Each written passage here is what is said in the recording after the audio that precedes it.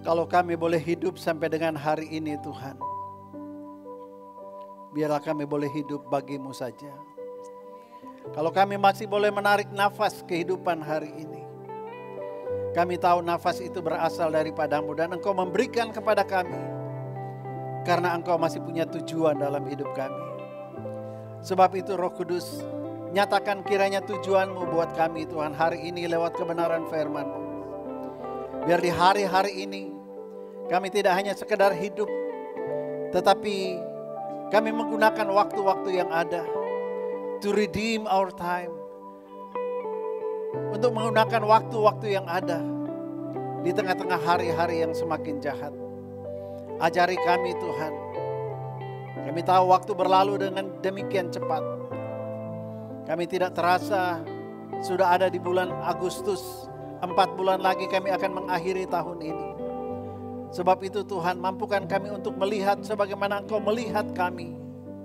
Memahami waktu-waktu yang Engkau berikan buat kami dan menggunakan, memanfaatkan waktu-waktu itu sesuai dengan kehendak Tuhan. Berbicaralah kiranya ya Bapa. Ajari umat-Mu dan biar roh hikmat dan pengertian akan memampukan setiap umat-Mu yang mendengarkan firman-Mu. Memahaminya dan mendengarkan Engkau berbicara secara pribadi, secara individu kepada setiap kami Tuhan. Supaya pulang dari tempat ini, kami akan menjadi pelaku firman Tuhan. Amen. Bukan hanya pendengar saja. Di dalam nama Tuhan Yesus hamba-Mu serahkan pemberitaan firman-Mu. Haleluya. Amin, amin, amin. Silakan duduk. Shalom. Katakan redeeming the time. Sama-sama. Redeeming the time. Saudara, dalam bahasa Indonesia dikatakan pergunakanlah waktumu. Pergunakanlah waktumu. Karena hari-hari ini adalah jahat. Di mana-mana kita mendengarkan bagaimana pekerjaan si jahat yang terus membuat kehancuran di muka bumi ini. Perang, kelaparan, krisis ekonomi, dan berbagai macam isu.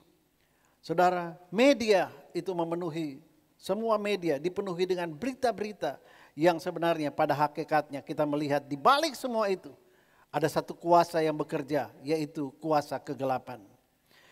Itu sebabnya hari ini saya mau ajak saudara untuk melihat sisi lain dari apa yang sedang terjadi dalam breaking news yang berikut ini. Katakan breaking news. Ada satu berita yang mungkin sengaja, mungkin tidak sengaja, tapi saya pikir sengaja untuk diluputkan dari pemberitaan media massa, yaitu tentang Global Harvest 2024. Sebuah penuaian jiwa besar-besaran yang sekarang sedang terjadi di 2024. Media tidak pernah memberitakannya, tapi hari ini dengar baik-baik. Ada kabar baik buat kita, saudara. Di benua-benua itu sekarang ini sedang terjadi lawatan Tuhan yang luar biasa. Kemarin dalam pertemuan pengerja dengan gembala pembina kita, para pemimpin, kami mendapatkan laporan data yang apa yang Tuhan sedang kerjakan melalui era Pentakosta yang ketiga ini, di mana Roh Kudus melawat banyak bangsa-bangsa dan generasi-generasi. Kami hanya bisa tercengang-cengang dan memuji Tuhan. Alkitab berkata pada hari-hari terakhir akan terjadi penuaian jiwa terbesar yang belum pernah terjadi sebelumnya akan terjadi. Dan kalau kita melihat semuanya itu terjadi, Alkitab berkata Injil kerajaan ini diberitakan sampai ke segala bangsa, lalu tibalah kesudahannya. Nah, melihat semua ini, breaking news ini, biarlah kita sadar, biarlah kita bangkit dan melihat waktu-waktu kita ini tidak panjang lagi. Tuhan Yesus akan segera datang kembali. Saudara, kita tidak tahu apa yang sedang terjadi di Amerika Utara, di benua Amerika Utara. Saudara, beberapa data laporan menunjukkan bahwa di bulan Mei saja tahun 2024 terjadi satu gelombang pertobatan dan luar biasa. Baptisan massal terjadi di California, Amerika Serikat. 12.000 orang memberi diri mereka dibaptis. Saudara, mereka datang ke pantai-pantai di sepanjang pesisir California. Amerika loh yang kita tahu selama ini kebobrokan, prostitusi dan segala macam kejahatan ada di sana. Ternyata di balik semuanya itu Tuhan sedang bekerja. Dikatakan mereka datang dibawa bukan oleh salah satu gereja, tapi gereja-gereja ada terjadi satu fenomena kerjasama yang luar biasa. Dan kalau saudara lihat pantai-pantai di sana, itu dipenuhi dengan orang-orang yang tiba-tiba datang bertobat, sadar dosanya, bertobat, langsung cari pendeta, minta dibaptis, dan ini terjadi. Itu di bulan Mei. Nah saudara, kemudian kita lihat fenomena ini terjadi terus dan melanda banyak tempat di mana ribuan orang di berbagai tempat di Amerika Serikat. Mereka bukan cuma datang ke pantai-pantai, bahkan kolam-kolam air mancur di tengah kota. Itu saudara berubah menjadi kolam-kolam tempat baptisan dilakukan.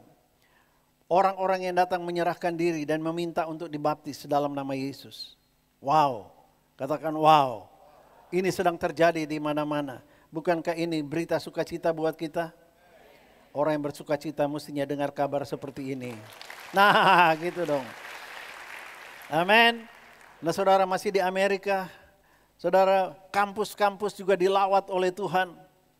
Saudara yang kasih Tuhan, sementara banyak kampus, beberapa kampus yang kita lihat seolah-olah seluruh kampus di Amerika seperti begitu. Ada beberapa kampus memang yang mahasiswanya turun ke jalan. Kenapa? Karena terjadi pro kontra tentang situasi di Timur Tengah. Mereka menantang pemerintah, kenapa membela ini, tidak membela itu dan sebagainya. Tetapi yang tidak diberitakan adalah kegerakan di kampus-kampus di mana banyak mahasiswa-mahasiswa anak-anak Tuhan. Justru mereka hidup dalam pujian penyembahan yang luar biasa. Saudara di kampus-kampus bahkan mereka dari bulan Maret sampai dengan bulan Juni tahun 2024 ini. Ada satu gelombang luar biasa praise and worship. Mahasiswa kumpul di kampus-kampus subuh, doa subuh pagi. Kalau saudara lihat itu, saya tidak punya waktu untuk putar videonya. Sebenarnya ini video. Saudara lihat ada ratusan bahkan ribuan mahasiswa. Sebelum perkuliahan dimulai, mereka nyembah Tuhan dulu. Dan ini terjadi di beberapa bulan belakangan ini. Bukankah hal itu hal yang luar biasa dan menggembirakan bahwa penuaian sedang terjadi? Katakan amin. Wow. Saudara, dan inilah yang sedang terjadi hari-hari ini.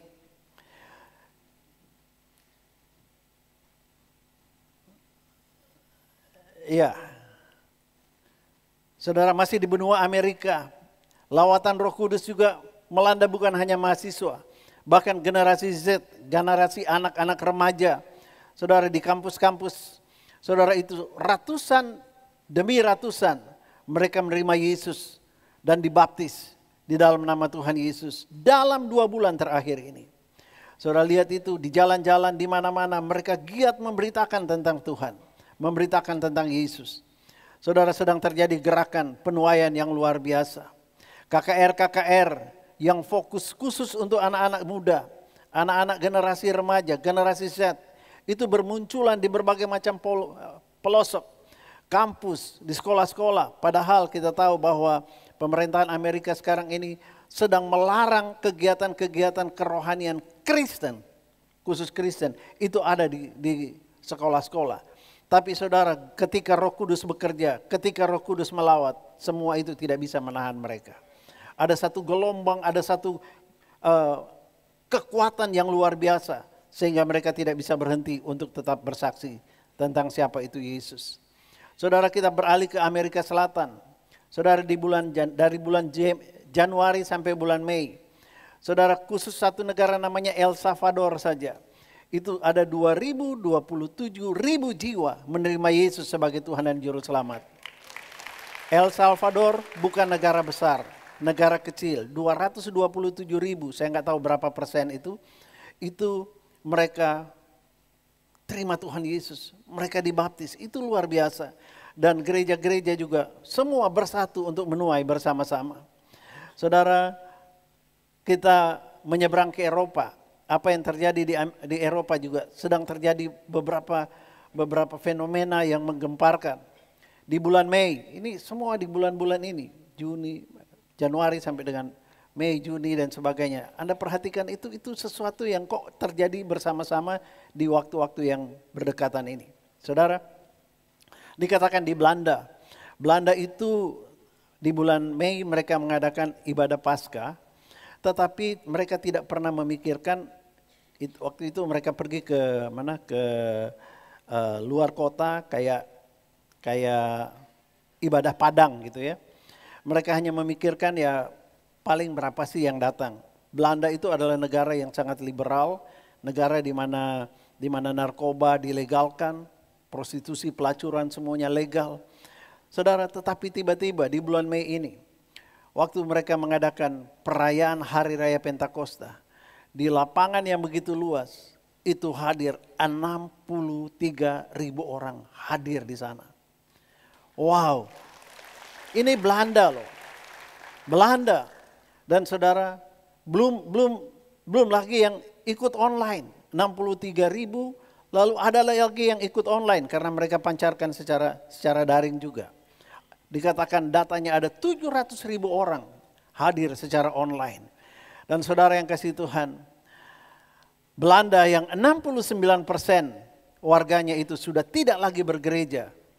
Ganja, prostitusi, itu semuanya legal. Hari itu sudah terjadi penuaian jiwa. Orang sadar akan dosanya. Mereka bertobat, mereka terima Yesus sebagai Tuhan dan Juru Selamat. Katakan amin. Saudara, itu dia. Itu dia, penuaian sedang terjadi. Tuhan sedang melawat. Saudara, masih di benua Eropa. Itu jalan-jalan, perempatan-perempatan sekarang. Itu kelompok-kelompok kecil, tapi orang-orang yang dibakar oleh kuasa Roh Kudus. Mereka datang dengan bawa alat musik seadanya. Mereka main musik di sana. Orang-orang yang mendengar, melihat, mereka datang berkumpul sama-sama. Sama-sama ikut menyembah Tuhan. Saudara, bahkan kalau diputar lagu ini, saudara, video ini, Anda akan lihat di sana ada yang hanya begini atau angkat tangan, enggak nyanyi. Siapa mereka? Mereka yang belum pernah menginjakkan kakinya di gereja. Mereka yang tidak tahu lagu rohani satupun juga. Tapi Roh Kudus mencengkeram mereka. Dan berakhir mereka berlutut menangis. Terima Tuhan Yesus. Wow. Wow. Katakan amin. Nah saudara, di Hungaria dan Italia, ini negara-negara yang sudah ateis di mana-mana. Saudara, dalam bulan Juni, itu terjadi lawatan Tuhan yang luar biasa. 15.000 orang berkumpul memuji menyembah Tuhan dan mendengarkan firman Tuhan. Lalu ada 1.300 orang di antaranya itu memutuskan untuk terima Tuhan Yesus sebagai Tuhan dan Juru Selamat. 1.500 artinya ini orang-orang yang belum pernah mengenal Tuhan Yesus. Mereka datang kepada Tuhan. Kita tahu Eropa itu adalah satu daerah yang sekarang ini dilanda masalah sosial yang luar biasa dengan adanya pengungsi-pengungsi yang datang masuk dan akhirnya menghamiri masyarakat itu. Tapi sekarang Roh Kudus sedang bekerja luar biasa. Katakan amin. Nah, saudara, sedang terjadi revival besar-besaran. Di Paris, ini sebelum Olimpiade Paris, bulan Maret tahun 2024, juga terjadi 25.000 orang berkumpul memenuhi Paris di lapangan di mana ada Menara Eiffel di sana. Apa yang mereka lakukan? Saudara, KKR yang terjadi secara spontaneous. Orang datang, mereka menyanyi, memuji Tuhan dan luar biasa sekali. Siapa yang bekerja kalau bukan Tuhan? Paris kita tahu sebagai salah satu daerah yang paling tidak aman sekarang ini. Saudara, teroris mulai bermunculan di sana. Tapi kenapa mereka mau berkumpul sama-sama seperti ini? Semua itu karena pekerjaan Roh Kudus. Katakan amin. Pencurahan Roh Kudus yang ketiga membuat Yoel pasal 2 ayat 28 sampai dengan ayat 32 itu terjadi. Dan ini sedang terjadi di depan mata. Saudara, ini breaking news yang tidak diekspos, tetapi hari ini kita semuanya mengetahuinya. Di London, saudara, pada bulan Mei tahun 2024 ini, apa yang kita dengar tentang London? Hanya laporan-laporan yang menakutkan. Tapi ternyata di balik itu ada yang tidak dilaporkan. Bahwa pada bulan Mei ada 70.000 orang berkumpul di Trafalgar Square di London. Saudara, mereka kumpul di situ. Mereka memuji menyembah Tuhan. Mereka dengarkan firman Tuhan. Kok maunya orang-orang Inggris yang sudah begitu tawar hati dengan kekristenan. Mereka kumpul di sana. Saudara, Dan banyak di antara mereka yang bertobat dan akhirnya dibaptis. Katakan amin. Nah saudara, belum lagi ini anak-anak kecil. Anak-anak kecil juga. Mereka yang bisa bermain musik. Saudara, mereka kumpul beberapa orang temannya, mereka pergi ke jalan-jalan, mereka main musik dan orang-orang dengar, mereka datang. Anak-anak yang lagi jalan sama orang tuanya, lihat teman-temannya main musik itu, mereka datang, mereka menyembah Tuhan. Ada yang tidak bisa menyembah Tuhan karena mereka tidak bisa menyanyi, tapi ketika dilawat oleh Roh Kudus mereka mulai nangis. Kalau diputar video ini Anda akan lihat mereka mulai menangis, mereka datang sama temannya. Teman-temannya itu tumpang tangan, mereka rebah, mereka dapat bahasa roh. Dilawat oleh Tuhan luar biasa. Saudara yang kasih Tuhan, bagaimana dengan kita? Berapa banyak kita merindukan lawatan seperti itu terjadi juga di Indonesia. Di negara kita tentu saja tidak bisa kita sembarang di mal, di perempatan jalan melakukan seperti itu. Tapi Tuhan punya cara yang berbeda-beda di setiap tempat, di setiap bangsa. Ada bagian yang Tuhan berikan buat kita untuk kita bisa lakukan. Tapi satu hal yang pasti, saya mau beritahu saudara, masa penuaian telah tiba. Katakan masa penuaian sudah tiba. Katakan masa penuaian sudah tiba. Pertanyaannya, sudah siapkah saudara? Lawatan Allah luar biasa, hujan akhir terjadi. Masa pemulihan telah tiba, sudahkah engkau alami? Lawatan Allah luar biasa, kegerakan terjadi.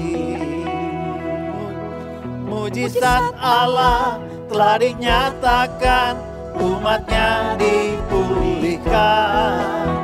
Kuasa Allah sudah dicurahkan, umatnya bersorak. Sama-sama, masa penuaian. Masa penuaian telah tiba, sudah siapkah saudara? Lawatan Allah luar biasa, hujan akhir terjadi. Masa pemulihan telah tiba, sudahkah engkau alami? Lawatan Allah luar biasa, kegerakan terjadi. Mujizat Allah telah dinyatakan, umatnya dipulihkan. Kuasa Allah sudah dicurahkan, umatnya bersorak. Hey, katakan hey. Lawatan Allah sedang terjadi. Penuaian telah tiba. Tanya kiri kanan, sudah siap nggak belum kamu? Katakan amin. Saya percaya di tempat kita, di kota kita, di negeri kita, juga lawatan yang sama sedang terjadi. Katakan amin. Dan lawatan itu terjadi dengan cara yang berbeda dengan di Eropa dan sebagainya. Tapi yang benar, yes, lawatan itu sedang terjadi. Kenapa? Sebab umat Tuhan di Indonesia sekarang sudah dibangunkan oleh Tuhan, dipanggil oleh Tuhan untuk menuntaskan amanat agung Tuhan Yesus. Yang berkata dalam Matius 28, pergilah, jadikan sekalian bangsa muridku, baptis mereka dalam nama Bapa, Anak dan Roh Kudus. Ajar mereka melakukan segala sesuatu yang telah kuperintahkan kepadamu. Dan ketahuilah, aku menyertai kamu sampai kepada akhir zaman. Saudara, amanat agung itu bukan dikhususkan buat pendeta. Amanat agung itu adalah perintah mulia daripada Tuhan, yang diberikan kepada setiap orang yang sudah ditebus oleh darahnya. Berapa banyak di antara kita yang sadar bahwa kita adalah umat tebusan Tuhan. Bahwa dia sudah mati buat kita. Dia bangkit buat kita. Dia selamatkan hidup kita. Berapa banyak yang mengerti dan sadar bahwa Tuhan sudah mati dan bangkit buat saudara? Angkat tangan saudara. Saya mau beritahu saudara, kalau engkau sadar seperti itu, maka engkau adalah salah satu bagian yang Tuhan tidak mau lewatkan. Anda dan saya diberikan mandat untuk menuntaskan amanat agung itu.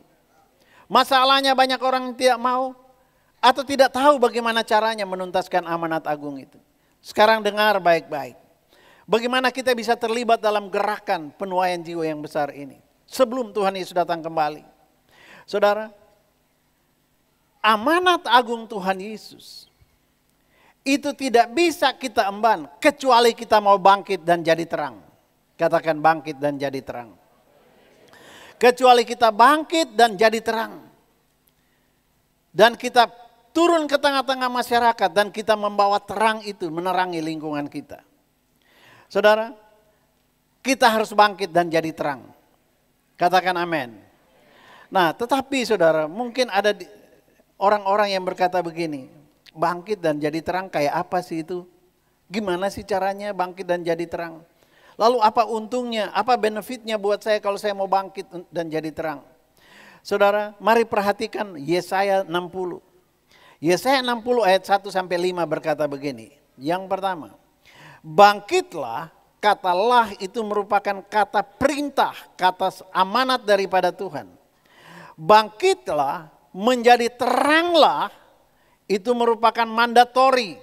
Itu adalah sebuah kewajiban. Tuhan bilang bangkitlah, menjadi teranglah. Kenapa? Alasannya jelas. Sebab terangmu datang dan kemuliaan Tuhan terbit atasmu. Saudara, Tuhan sedang mencurahkan terangnya ke dalam hidup umatnya. Dan sedang mau memunculkan kemuliaannya di atas kita. Maka apa yang menjadi benefit kita kalau kita mau bangkit dan jadi terang? Yang pertama, kita akan dilihat sebagai umat Tuhan yang taat. Disuruh bangkit, ya bangkit. Disuruh jadi terang, ya jadi terang. Nah saudara, yang selanjutnya, sebab sesungguhnya kegelapan sedang menutupi bumi. Ini fakta sedang terjadi. Dan kekelaman menutupi bangsa-bangsa.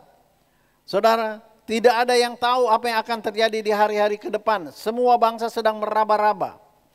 Tetapi Tuhan katakan kalau engkau mau bangkit dan jadi terang, maka terang Tuhan akan terbit atasmu dan kemuliaannya akan menjadi nyata atasmu. Dengan kata lain, kalau engkau mau bangkit dan jadi terang, kemuliaan Tuhan akan menjadi nyata di tengah dunia yang sedang diliputi kekelaman ini. Lewat hidup saudara. Tuhan mau pakai saudara untuk membawa terang itu.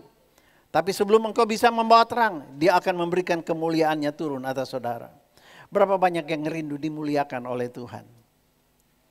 Bangkit dan jadi terang. Akibat dari kita bangkit jadi terang, apalagi ayat ini berkata, bangsa-bangsa berduyun-duyun datang kepadamu dan raja-raja, penguasa-penguasa, raja-raja akan datang. Datang kemana? Bukan datang kepada saudara, tapi datang kepada cahaya yang kemuliaan yang Tuhan terbitkan atasmu. Raja-raja akan mendekat karena tertarik melihat engkau berbeda. Dalam dirimu ada kemuliaan Tuhan. Saudara, saya tertarik dengan kesaksian saya dengar dari pendeta Filemon. Dia sharing kemarin. Ada seorang jemaat. Jemaatnya setia sekali. Takut Tuhan. Nah saudara, dia setia sama Tuhan. Perpuluhannya lancar dan semuanya dia ikut melayani. Pada waktu pandemi kemarin, dia kehilangan pekerjaan. Dia berdoa, Tuhan aku kehilangan pekerjaan. Banyak orang juga kehilangan pekerjaan. Tapi aku percaya engkau pasti akan memelihara. Dan saudara kemudian Tuhan, dia berdoa terus. Akhirnya Tuhan berikan hikmat begini. Pekerjaan di mana-mana tidak ada. Jangan tunggu sampai pekerjaan datang. Kamu harus mengerjakan sesuatu. Tuhan apa itu? Dan akhirnya dia teringat. Saya percaya Roh Kudus ingatkan dia. Kamu kan punya sepeda motor. Kenapa kamu tidak jadi Gojek atau GoFood? Saudara, sebuah pekerjaan yang dia pikir, ini pekerjaan yang masa aku jadi tukang Gojek. Saudara, tapi karena keadaan tidak memungkinkan, ya sudah. Dia harus bayar kontrak rumah, dia harus bayar cicilan, sepeda motor, dia harus butuh untuk makan. Ya sudah, hanya itu yang dia bisa lakukan. Oke Tuhan, aku lakukan. Dia lakukan. Dan saudara, Tuhan memberkati dia. Setiap bulan dia bisa lunasi semua tagihan itu dan ada sisa untuk dimakan. Tuhan tidak membiarkan orang, anak-anaknya mati kelaparan. Asal engkau mau bekerja, Tuhan akan mencukupkan segala keperluanmu. Dan dia lakukan itu. Covid berlalu, dia mulai berdoa lagi, Tuhan, aku tidak mau terus seperti ini Tuhan. Hujan, kehujanan, panas, kepanasan, di jalan raya banyak kecelakaan. Aku minta pekerjaan. Dia doa. Dan dia coba melamar kemana-mana. Nyangkut. Ada satu perusahaan yang panggil dia, kemudian dia datang. Ternyata yang ditawarkan adalah pekerjaan yang paling dia tidak suka. Yaitu ditawarkan untuk menjadi salesman. Dia doa, Tuhan aku sudah berdoa, kok Tuhan kasih buka lowongan jadi salesman, kan Tuhan tahu aku tidak suka, aku tidak punya bakat untuk merayu langganan seperti itu. Tapi ya sudahlah, dia terima itu sebagai jawaban doa. Dan saudara, kemudian dia bersedia, tapi perusahaan itu hanya mau mengontrak mereka 3 bulan. Salesman dikontrak 3 bulan. Ada 10 orang salesman yang berhasil diterima untuk kerja 3 bulan. Dia lakukan dengan baik, dengan setia, apa yang dia bisa lakukan, dia coba lakukan. Baru bulan kedua, semua yang 10 itu dipanggil. Dan dikatakan bahwa perusahaan tidak bisa meneruskan lagi, sehingga kontrak mereka diputus 2 bulan. Wah, dia pikir Tuhan, baru 2 bulan, sudah nganggur lagi. Apa yang aku harus lakukan? Tuhan, aku salah apa ya? Nah saudara, dan setelah itu mereka pulang, 10 orang pulang. Tapi waktu mereka keluar dari ruangan bosnya, tiba-tiba dia dipanggil lagi. Coba kamu yang satu ini jangan pulang dulu. Jadi dia masuk lagi dan kemudian pimpinannya itu bilang begini. Kamu beda. Kamu tidak seperti yang lain. Aku mau perpanjang kontrakmu 1 tahun lagi. Yang 9 pulang. Dia 1 tahun lagi. Kenapa? Dari mulut pemimpinnya berkata, aku melihat kamu lain. Mungkin dari kemurahan Tuhan yang buka pintu sehingga dia bisa mendapatkan menjual dengan omset yang terbaik. Dia ditahan. Why? Karena dia berbeda. Kenapa dia berbeda? Karena kemuliaan Tuhan ada di dalam dia. Dia bekerja dengan tekun, dia menunjukkan prestasi yang terbaik yang dia bisa kerjakan. Saudara, belum 1 tahun dia dipanggil lagi. Dan dia ditawarkan, kamu mau enggak jadi karyawan permanen? Dari kontrak jadi permanen. Kenapa? Karena kamu berbeda. Apanya yang berbeda? Orangnya tetap sama, cara berpakaian tetap sama, tapi kemuliaan Tuhan itu terpancar dari perilaku, dari etos kerjanya, dan dari sikap dia di dalam pekerjaannya. Dia jadi terang. Dan saudara, waktu saya dengar kesaksian ini, saya dibilang begini, tahu enggak Pak? Sekarang dia bagaimana pekerjaannya? Dia baru saja diangkat jadi asisten manajer di perusahaannya. Why? Karena dia berbeda. Katakan karena berbeda. Raja-raja akan mendekat karena tertarik. Bukan kepada pribadimu. Tetapi mereka tertarik kepada cahaya kemuliaan Tuhan. Yang Tuhan kerjakan lewat saudara. Dia berkata orang-orang yang mau bangkit dan jadi terang buat Tuhan. Dia akan memberkati sehingga apa saja yang dijamah oleh tanganmu. Tuhan yang membuat berhasil. Katakan amin. Angkatlah mukamu dan lihatlah sekeliling. Mereka semua datang berhimpun kepadamu. Anak-anakmu laki-laki datang dari jauh. Dan anak-anakmu perempuan digendong. Saudara dengar baik. Kalau engkau mau bangkit dan jadi terang. Mungkin ada anggota keluargamu yang sudah tidak suka dengan engkau. Ada masalah. Tetapi ketika engkau berkata, Tuhan aku mau bangkit dan jadi terang. Tuhan akan pulihkan keluarga kita. Anda lihat itu? Betapa pentingnya bangkit dan jadi terang. Selanjutnya pada waktu itu. Engkau akan heran melihat dan berseri-seri. Engkau akan tercengang dan akan berbesar hati. Kenapa? Sebab kelimpahan. Sekarang baru bicara tentang kelimpahan. Kalau tadi bicara tentang pas-pasan kecukupan, sekarang kamu akan menerima kelimpahan dari seberang laut, akan beralih kepadamu, dan kekayaan bangsa-bangsa akan datang kepadamu. Semua ini bisa engkau alami. Semua benefit ini buat saudara. Kalau engkau sadar engkau sedang dipanggil oleh Tuhan saat ini untuk bangkit dan jadi terang. Untuk menyelesaikan amanat agung, untuk terlibat dalam amanat agung. Tidak bisa tidak, engkau harus bangkit dan jadi terang. Katakan amin. Berapa banyak yang mau bangkit dan jadi terang? Saudara, mari. Sebagai umat pilihan Tuhan, Tuhan bilang begini, aku mau kamu bangkit jadi terang. Artinya apa? Di tengah-tengah dunia yang semakin kelam, Tuhan memilih saudara dan saya untuk hidup sama seperti kehidupan imamat yang rajani. Saudara, imamat yang rajani. Tetapi kamulah bangsa yang terpilih imamat yang rajani. Bangsa yang kudus, umat kepunyaan Allah sendiri. Supaya kamu memberitakan perbuatan-perbuatan yang besar dari Dia. Dengan kata lain, Tuhan melakukan perbuatan-perbuatan yang besar dan ajaib kepada setiap saudara yang mengerti dan mau menerima tantangan Tuhan untuk menjadikan engkau imamat yang rajani. Ketika engkau katakan, ya Tuhan aku mau, hari ini dengar baik.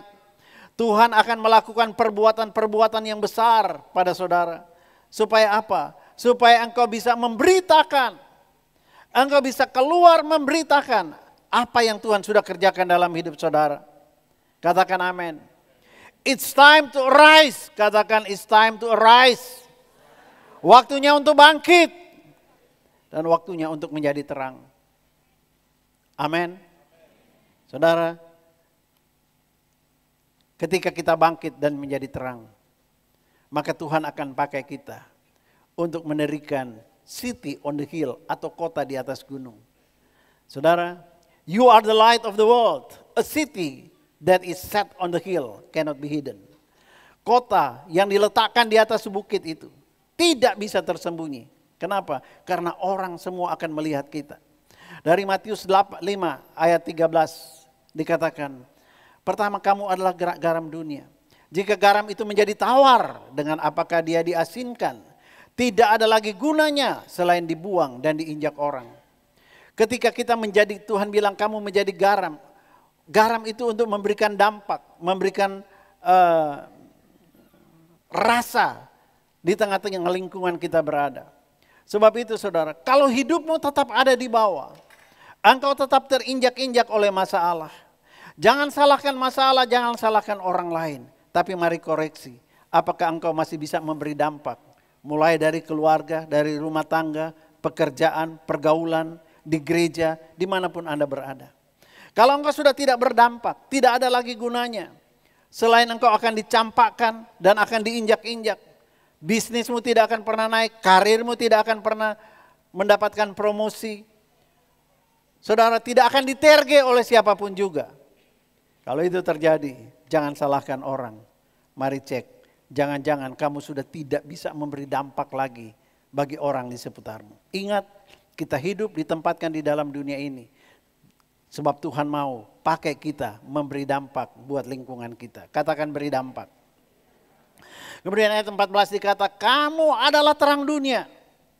Kota yang terletak di atas gunung tidak mungkin tersembunyi. Dengan kata lain, kita tidak bisa hanya bersinar dalam gereja. Tetapi kita harus memancar keluar. Kenapa? Karena dunia sedang memperhatikan kita. Saudara, you dan saya tidak akan bisa tersembunyi. Orang akan melihat kita. Oh katanya anak Tuhan, kok kayak begitu. Oh katanya anak Tuhan, katanya orang gereja. Saya heran saudara. Kalau saya lihat ya, di berita-berita atau di mana-mana. Kalau orang-orang dengan predikat, maaf dikata agama lain ya. Mereka buat keonaran ya. Apapun secara moral mungkin mereka hancur. Orang itu tidak terlalu kaitkan walaupun sudah dikatakan di media-media itu bahwa dia itu siapa, mungkin dia pemuka agama tertentu dan lain sebagainya, jatuh dalam dosa. Orang bisa melihat begitu aja. Tapi coba kalau ada orang Kristen, begitu jatuh, heboh. Katanya orang Kristen, kok begini, kok begitu. Saudara, masalahnya karena kita seperti kota di atas gunung itu. Tidak tersembunyi. Orang memperhatikan kita. Katakan amin. Sebab itu di ayat 16 berkata, demikianlah hendaknya terangmu bercahaya di depan orang. Orang menatap kita. Orang melihat kita. Kita sedang dijadikan barometer oleh masyarakat lain. Come on, jangan permalukan nama Tuhan dimanapun engkau berada. Bangkit dan jadi terang. Jadi teladan, jadi contoh. Katakan amin.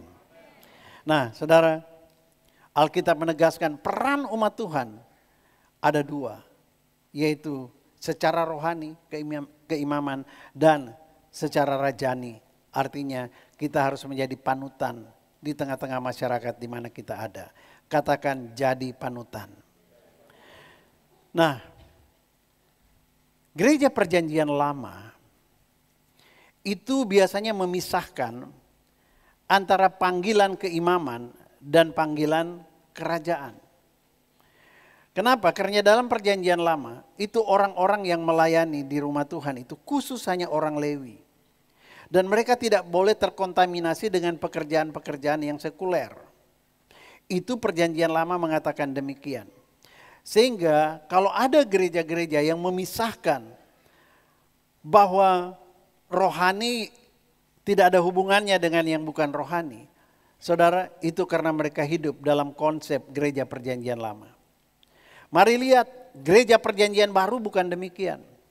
Anda perlu tahu bahwa gereja perjanjian baru justru lahir dari kombinasi antara keduanya. Kombinasi antara tugas keimaman dan tugas sekuler. Contoh, gereja-gereja berdiri karena Injil diberitakan ke seluruh dunia. Dan salah seorang penginjil yang paling banyak menulis kitab dalam perjanjian baru, itu namanya Paulus. Rasul Paulus adalah seorang pengusaha. Kalau sekarang ini dia seorang kontraktor atau developer perumahan. Benar. Alkitab mencatat dia adalah seorang pembuat tenda. Tenda itu kan tempat tinggal. Nah kalau sekarang bukan tenda namanya, real estate. Nah sambil dia berusaha, dari hasil usaha itu dia pakai untuk membiayai kehidupannya, membiayai pelayanannya. Kita dengar Injil karena ada seorang pembuat tenda yang menggabungkan antara skill dia di dunia kerja dengan panggilan secara rohani untuk memberitakan Injil. Saudara, seorang bernama Priscilla dan Aquila, mereka juga seorang pengusaha, satu pasangan suami istri. Mereka pengusaha yang sungguh-sungguh dengan Tuhan. Mereka tetap menjalankan usaha mereka, tapi mereka juga terlibat bersama-sama dengan Rasul Paulus untuk pergi menginjil kemana-mana. Maka Injil punya kekuatan punya juga kekuatan finansial. Kenapa? Karena ada orang-orang yang di marketplace tapi memberi hati mereka untuk terlibat dalam pelayanan. Itu sebabnya kita bisa jadi orang Kristen sekarang. Seorang pedagang kain namanya Lydia. Nggak tahu marganya siapa. Namanya Lydia. Toko kainnya diberkati luar biasa. Tapi sementara dia menjalankan usahanya, dia juga terlibat bersama-sama dengan Rasul Paulus di dalam melayani daerah-daerah sekitarnya. Alkitab menjelaskan demikian. Saudara, belum lagi seorang dokter, namanya dokter Lukas. Lukas yang menulis kitab Lukas, dia seorang dokter medis. Karirnya, profesinya sebagai dokter. Dia tahu itu anugerah Tuhan, dengan skill itu dia ikut Paulus menginjil kemana-mana. Saudara, tidak ada pemisahan. Ini tugas urusan rohani, ini urusan jasmani. Saudara, ketika keduanya itu bersinergi, maka saudara, kita lihat bahwa baik rohaniwan, profesional, karyawan, kita punya tugas dan tanggung jawab yang sama di dalam kerajaan Allah. Bukan cuma saya sebagai pendeta, Anda yang duduk di kursi-kursi ini, apapun profesi saudara, kita punya tanggung jawab yang sama di dalam memberitakan Injil Kerajaan Allah sampai Tuhan Yesus datang. Katakan amin. Tanggung jawab kita sama. Tanggung jawab kita sama. Apa itu tanggung jawab itu? Yaitu menuntaskan amanat agung Tuhan Yesus. Di dunia. Di dunia maksudnya bukan hanya di gereja saja, tapi juga di marketplace, di dunia kerja. Kemana saja, di mana saja kita harus hadir di sana untuk membawa pengaruh nilai-nilai kerajaan Allah. Sampai penggenapan Wahyu 11 ayat 15 itu terjadi. Yang berkata, pemerintahan atas dunia dipegang oleh Tuhan kita. Dan dia yang diurapinya, dan ia akan memerintah sebagai raja sampai selama-lamanya. Kapan itu terjadi? Waktu tiba saatnya sangkakala Allah berbunyi. Tuhan Yesus datang. Dan kemudian dia akan memerintah sebagai raja di muka bumi ini. Nah saudara, dan sebelum dia datang, dia sedang mengutus saudara dan saya untuk menjadi duta-duta kerajaan Allah. Memperkenalkan kerajaan Allah itu seperti apa sih? Menjadi anak-anak warga negara kerajaan Allah seperti apa sih tutur katanya? Seperti apa sih cara berpikirnya? Seperti apa sih etos kerja orang-orang kerajaan? Saudara, itu yang Tuhan mau. Kita, saudara dan saya, punya tanggung jawab yang sama di dalam memperkenalkan kerajaan Allah dalam setiap aspek kehidupan kita. Katakan amin. Untuk itu kita harus bangkit. Kita harus jadi terang. Kita harus berubah. Untuk menjadi terang, kita harus menerima terang Tuhan, kemuliaan Tuhan terbit atas saudara. Dan kita menjadi saksi. Saudara, kita menjadi saksi. Saudara, katakan menjadi saksi. Nah, menjadi saksi itu berbeda dengan bersaksi. Berbeda. Kita sebelum bisa bersaksi, kita harus menjadi saksi terlebih dahulu. Supaya orang bisa mendengar kesaksian kita tentang Injil, kita pertama-tama harus menjadi saksi.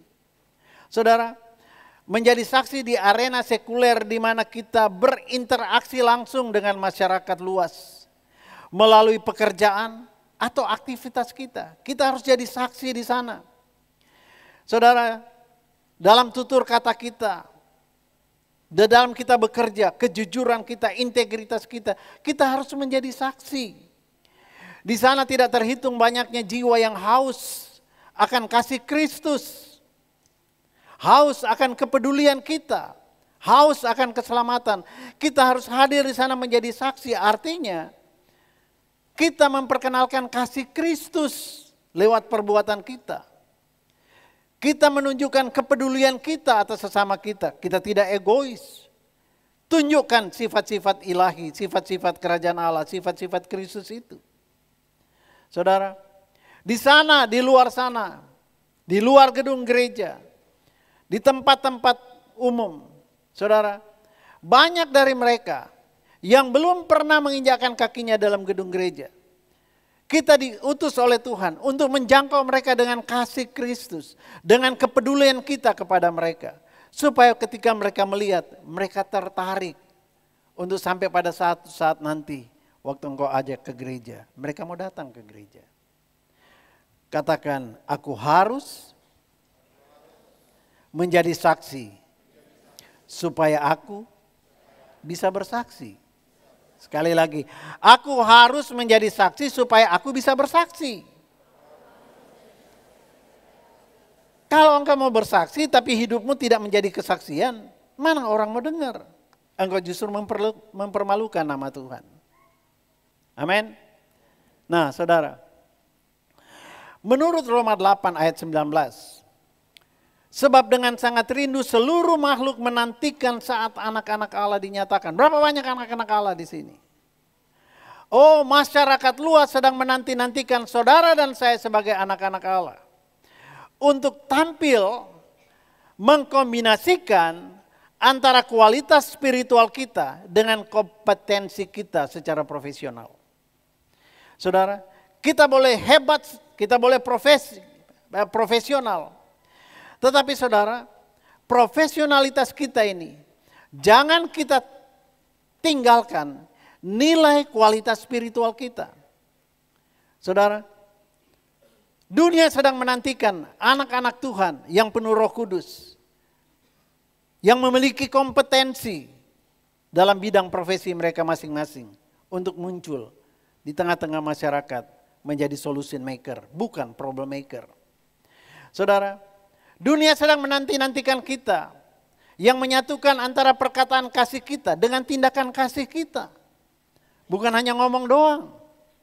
Dunia di seputar kita sedang menanti-nantikan kita untuk di tengah-tengah kesibukan kita tetap mempedulikan sesama. Kita tetap mempedulikan orang-orang yang membutuhkan kepedulian. Saudara, hanya dengan cara demikian engkau akan ambil bagian, bangkit dan jadi terang, menjadi kesaksian, dan memberitakan amanat agung kepada segala bangsa. Saudara, Tuhan menginginkan saudara dan saya untuk menjadi penyalur, katakan penyalur, anugerahnya kepada orang-orang yang terhilang. Dengan cara apa? Lewat kepedulian sosial kita. Dengan cara apa? Dengan perbuatan kasih dan kebajikan kita. Dengan cara apa? Dengan cara menunjukkan kualitas kerja kita berbeda dengan orang-orang yang tidak kenal Tuhan. Dengan cara apa? Mewujudkan, mempraktikkan iman kita dan semangat kita dalam bekerja. Kalau engkau punya iman dan semangat dalam bekerja, maksudnya begini. Engkau percaya Tuhan bilang Dia akan mempromosikan engkau jadi kepala bukan ekor. Kalau belum terjadi hari ini, engkau akan tetap semangat. Tahun depan belum ada promosi, engkau tetap semangat. 2 tahun lagi belum ada peningkatan, engkau tetap semangat. Katakan amin. Itu yang sedang dinanti-nantikan karena waktunya akan tiba untuk saudara. Saudara, melalui keahlian, keunggulan, integritas, pengetahuan, inovasi, serta ketekunan kita di dunia kerja. Saudara, itu yang Tuhan ingin menampilkan kita di tengah-tengah dunia yang semakin lama semakin kelam ini. Saudara, Tuhan mau supaya kita, apapun yang kau lakukan, kita mempersembahkan profesi kita, pekerjaan kita, kesibukan kita untuk menjadi panggung. Katakan jadi panggung. Di mana Tuhan akan hadir di sana dan berkhotbah kepada mereka melalui kehidupan kita. Bukan melalui perkataan-perkataan firman saja, tapi pertama-tama dia mau berkhotbah kepada masyarakat luas lewat bagaimana kita hidup. Sehingga dengan demikian lingkungan itu akan mengalami transformasi, akan ditransformasi dengan nilai-nilai dan kuasa dari kerajaan Allah. Katakan amin. Nah, sekarang perhatikan ini. Amanat agung Tuhan Yesus Kristus buat kita nih. Itu menantang kita semuanya untuk menjadi pembawa cahaya obor berkat.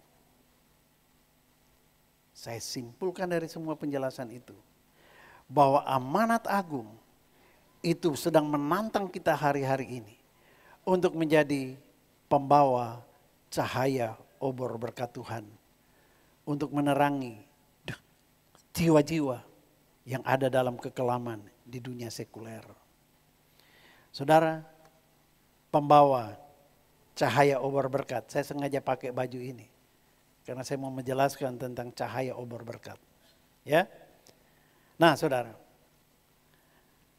caranya bagaimana? Memadukan kehidupan spiritual kita secara sempurna dengan panggilan yang Tuhan berikan buat kita. Menyelaraskan perkataan, perbuatan, integritas kita dengan kesempurnaan kerajaan Allah.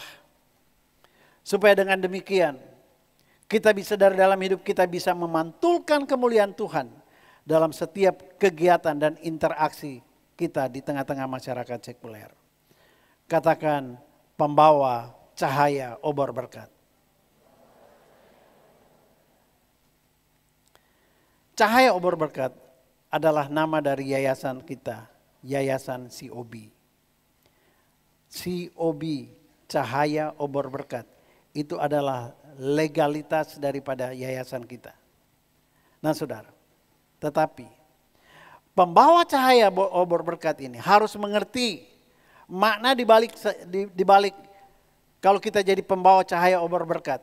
Artinya, ketika kita berkarya, kita bukan sekedar bekerja, melainkan kita menjadikan hidup kita, pekerjaan kita, wadah circle of blessing. Saudara, circle of blessing yang akan memantulkan kembali pengaruh positif, dampak positif bagi koleha kita, klien kita, masyarakat umum dan sebagainya. Saudara, peranan kita sebagai imamat yang rajani bukan hanya tentang kita sukses secara pribadi, tetapi tentang bagaimana kita membawa kemuliaan Allah. To become cahaya obor berkat, circle of blessing.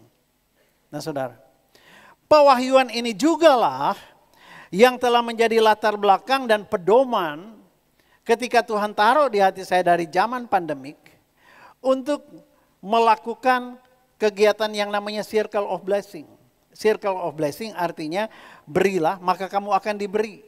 Itu sejak pandemik yang lalu. Dan kemudian itu dinotarialkan menjadi Yayasan Cahaya Obor Berkat. Tapi apa yang kita lakukan waktu itu? Kita pergi dan mencari orang-orang yang membutuhkan kasih dan perhatian. Kita bagi kepedulian kita. Apa yang kita lakukan lewat yayasan ini. Saudara, kita menyekolahkan anak-anak yang putus sekolah. Kita membantu dengan sembako dan sebagainya. Kita ada kegiatan bedah rumah. Dan sampai dengan saat ini masih terus berjalan. Yang namanya kita pergi dan mencari anak-anak stunting, anak-anak yang kurang gizi. Kita kasih makan, saudara. Itu yang kita lakukan. Makanya saya mau beritahu saudara, diakonia kita itu terus bergulir. Kenapa? Karena itu kita pakai untuk membantu mereka orang-orang yang susah. Saudara, bukan itu saja. COB juga punya yayasan kanker, Cancer Caring Center. Saudara, tim ini terdiri dari orang-orang yang penyintas, orang-orang yang pernah mengalami kena cancer dan ditolong Tuhan. Belum lagi volunteer-volunteer yang lain. Mereka pergi kemana-mana dan saudara hampir setiap hari mereka kunjungan kepada orang-orang yang kena cancer. Mereka dikuatkan, didoakan dan lain sebagainya. Itu semua kita lakukan lewat Yayasan COB. Belum lagi ada Start to Be namanya. Itu pelayanan kita khususnya untuk anak-anak yang berkebutuhan khusus, anak-anak otis dan sebagainya. Dan saudara, ketika kita melakukan ini, itu Tuhan cuma bilang begini, kalau kamu memperhatikan orang-orang lemah, maka kamu akan berbahagia hidupmu. Dan kita lakukan itu. Saudara, ada banyak kegiatan yang kita sudah lakukan dan kita terus lakukan sampai hari ini. Dan saudara yang kasih Tuhan, kemarin saya dengar satu kesaksian dari Start to Be, pelayanan anak-anak yang berkebutuhan khusus. Mereka seringkali mendapati orang-orang keluarga yang menutup diri. Kenapa? Ketika ada anak-anak yang berkebutuhan khusus, saudara, anak-anak itu tidak pernah memilih untuk lahir sebagai anak otis atau anak berkebutuhan khusus. Orang tua juga tidak pernah mengharapkan anaknya lahir seperti itu. Tapi semuanya sudah terjadi.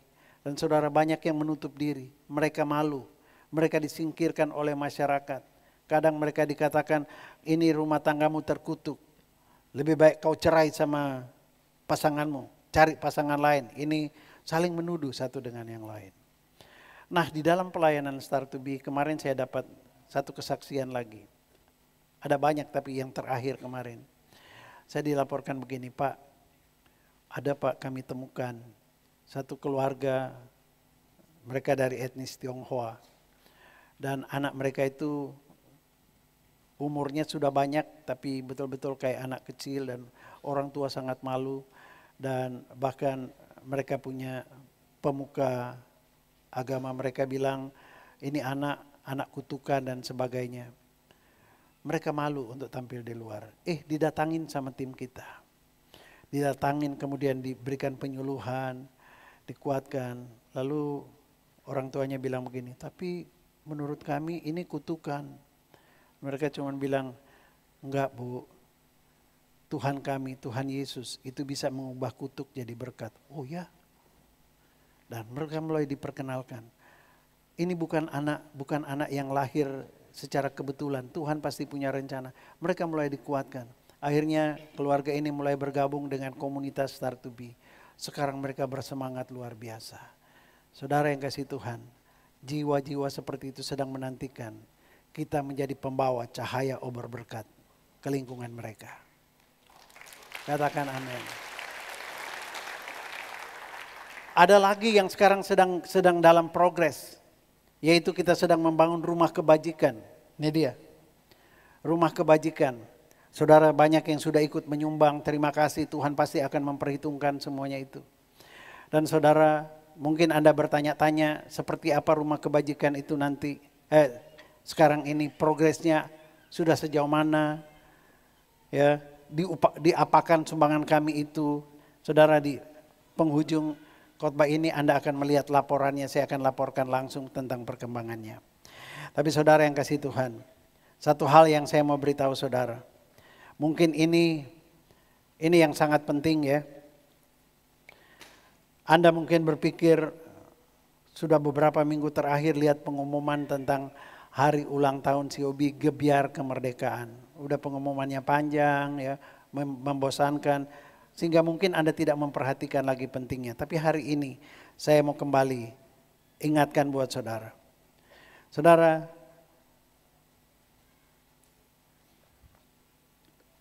tanggal 9 sampai tanggal 11 Agustus, COB akan merayakan ulang tahun yang ketiga dari pelayanan ini. Masyarakat belum banyak tahu COB itu apa. Bahkan jemaat banyak yang tidak tahu. Kegiatan mereka apa banyak yang tidak tahu.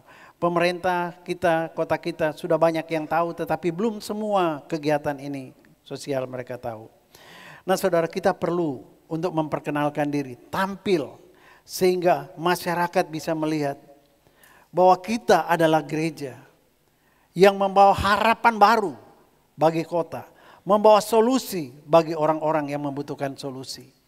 Saudara dan saya katakan kita ini bukan pekerjaan gereja, bukan pekerjaan saya, bukan pekerjaan panitia COB, tetapi pekerjaan kita semua sebagai satu wadah.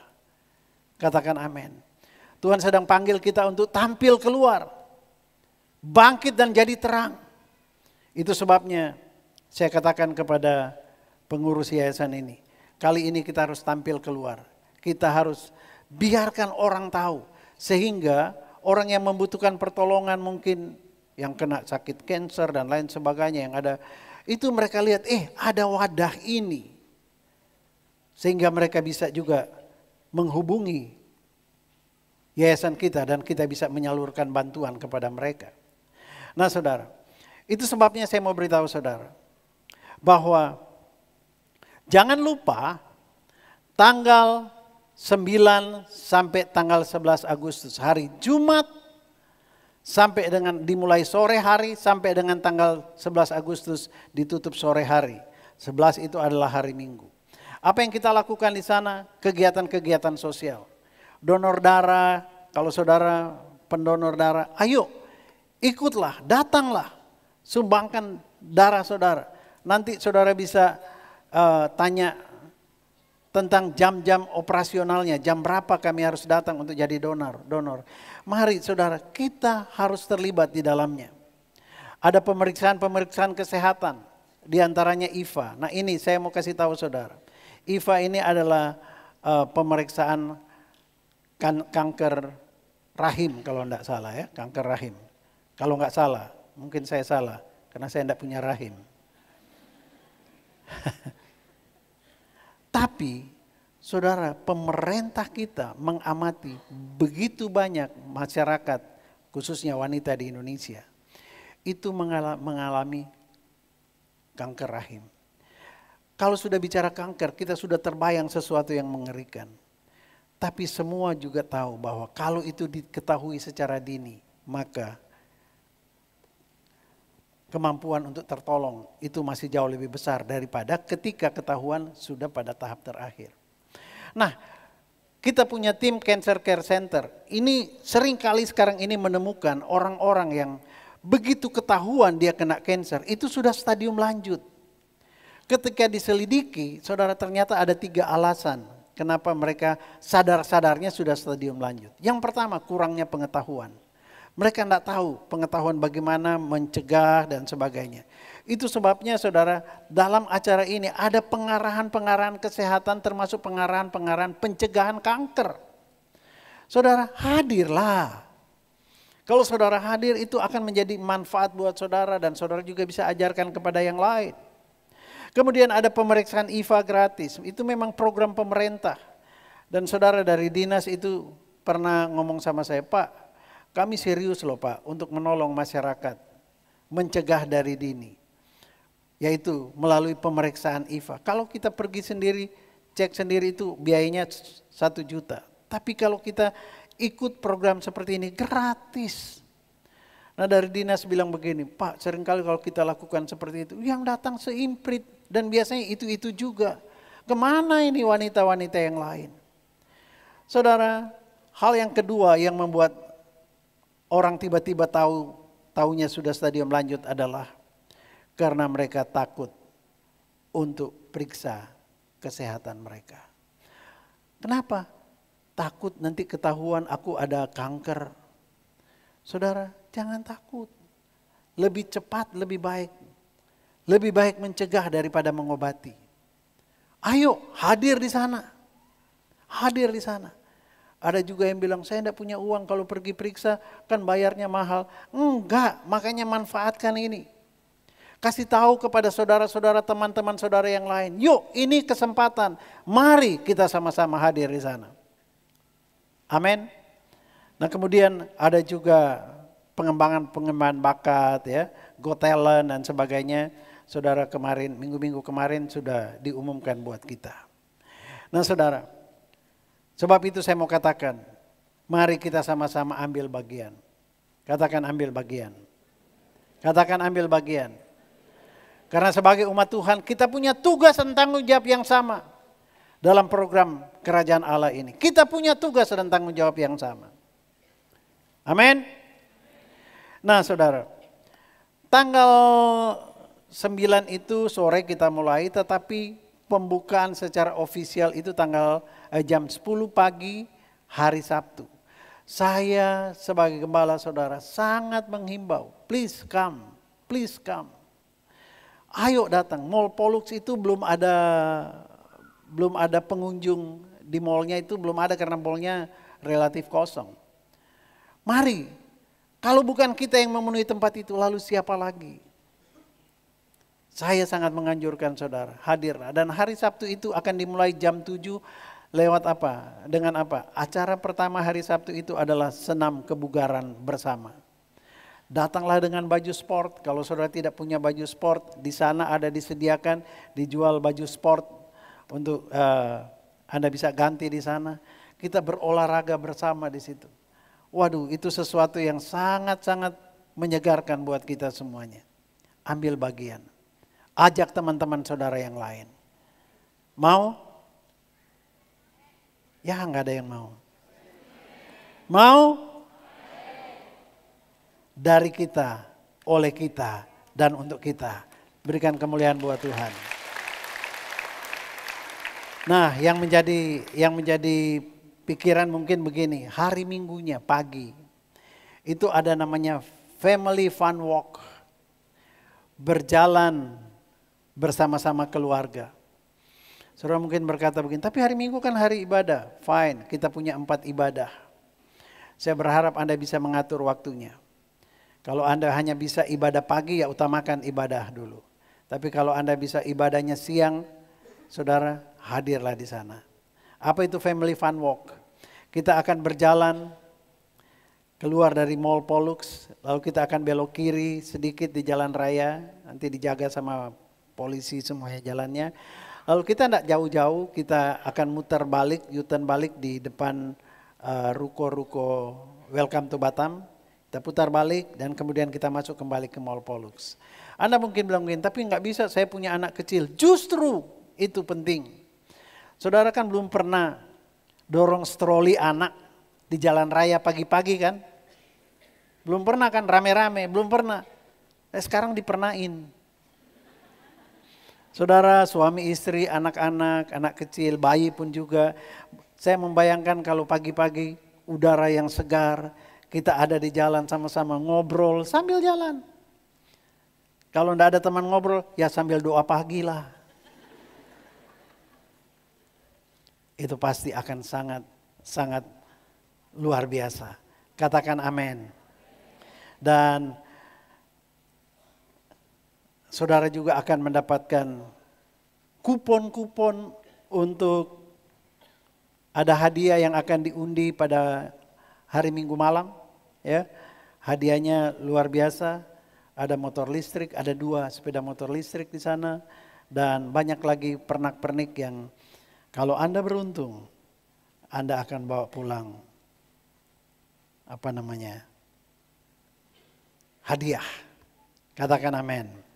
Nah saudara, sekali lagi saya mau katakan, sebagai umat Tuhan, Anda dan saya punya tugas dan tanggung jawab yang sama di dalam menyukseskan program ini. Amin.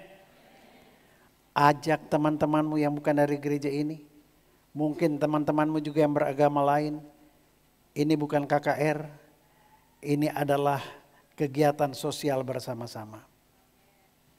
Katakan amin.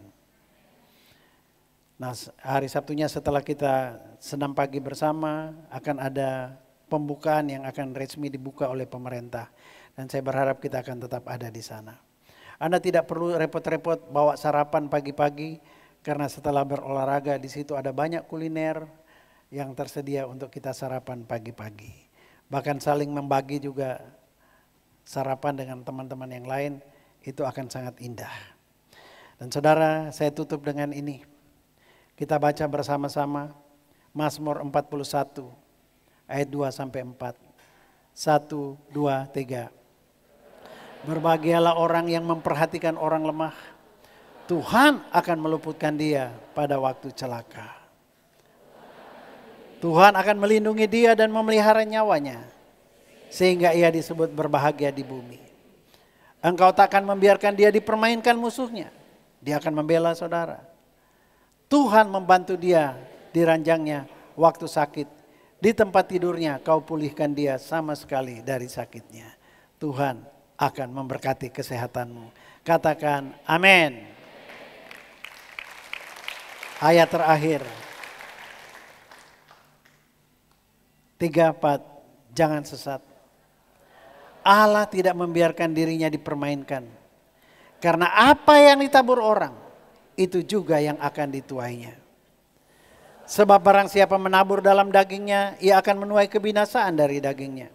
Tapi barang siapa menabur dalam roh, ia akan menuai hidup yang kekal dari roh itu. Apa artinya menabur dalam roh? Oh, kita menabur kan, dalam roh kan, tidak ada wujudnya. Ya udah, menabur, Saudara, menabur dalam roh artinya begini, ketika kita memberikan sesuatu, entah itu perhatian atau apapun juga. Saudara, kita tidak membiarkan sifat dosa, sifat daging mengendalikan pikiran kita dan perasaan kita. Tapi kita membiarkan Roh Kudus mengendalikan kita. Sehingga kita tidak hitung-hitungan. Wah, nanti kalau aku ikut nabur segini, buat aku apa? Nah, itu namanya engkau masih membuat dikendalikan oleh dagingmu. Dikendalikan oleh roh, itu begini. Ketika mendengarkan sesuatu, oh ini ada kesempatan untuk menabur. Engkau langsung responi, Tuhan aku tidak punya banyak, aku cuma punya ini. Tapi engkau melakukan karena engkau melakukan dalam roh, bukan dalam hitung-hitungan secara daging. Itu yang dimaksudkan. Nah, ayat 9, kita ucapkan dengan keras, 1, 2, 3. Janganlah kita jemu-jemu berbuat baik, karena apabila sudah datang waktunya, kita akan menuai jika kita tidak menjadi lemah. Jangan bosan-bosannya berbuat baik. Lakukanlah. Lakukanlah karena yang pasti waktumu akan tiba. Engkau akan menuai dari apa yang kau tabur. Haleluya. Tuhan Yesus memberkati. Tundukkan kepala saudara. Bapa di surga, hamba-Mu berdoa kiranya apa yang hamba-Mu sampaikan ditangkap oleh jemaat-Mu. Bahwa kami sedang hidup di hari-hari terakhir. Kami sedang melihat lawatan Tuhan ada di mana-mana. Dan Tuhan juga tentu saja ingin melawat kami umat-Mu Tuhan. Tapi lawatan itu kami tahu sekarang. Ketika kami dilawat oleh Tuhan, maka Tuhan akan memperlengkapi kami dengan segala kemampuan, otoritas dan kuasa. Untuk kami bangkit dan menjadi terang. Untuk kami menjadi saksi supaya kami dapat bersaksi. Berkati umat-Mu Bapa. Dalam nama Tuhan Yesus. Arahkan hatimu kepada Tuhan. Bangkitlah. Jadilah terang. Sebab terang Tuhan turun ke atasmu. Dan kemuliaan Tuhan menjadi nyata dalam hidupmu. Pulanglah sebagai pembawa obor berkat Tuhan. Bekerjalah bukan hanya sekedar bekerja, tapi berkaryalah dan jadilah wadah circle of blessing supaya kasih karunia berlimpah-limpah dari Allah Bapa. Damai sejahtera dari Kristus Yesus Tuhan Sang Raja Damai. Kuat kuasa Roh Kudus turun kata saudara menyertai engkau hari ini. Besok akan sampai Maranatha. Yang percaya sambut berkat Tuhan sama-sama katakan amin. Selamat hari Minggu.